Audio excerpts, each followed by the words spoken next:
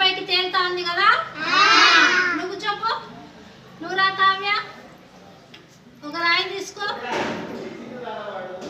ఇప్పుడు ఏమైంది? నీళ్ళల్లో మునిగిపోయింది కదా. ఆకు బరువు లేదు కాబట్టి ఆకు నీళ్ళ పైన తేలుతుంది. రాయి బరువు ఉంది కాబట్టి నీళ్ళల్లో వేస్తేనే మునిగిపోతుంది అనమాట. ఇప్పుడు నువ్వు పై కూర్చోమ్మా. నువ్వు రా హిమా, ఒక పేపర్ తీసుకో. ఇట్లా పక్కకు రా. నీళ్ళలోకి ఇప్పుడు తేలిందా మునిగిందా?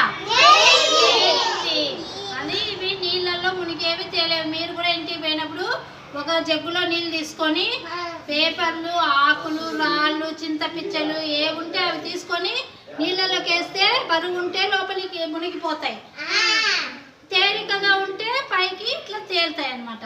అదే సరేనా? Bye children.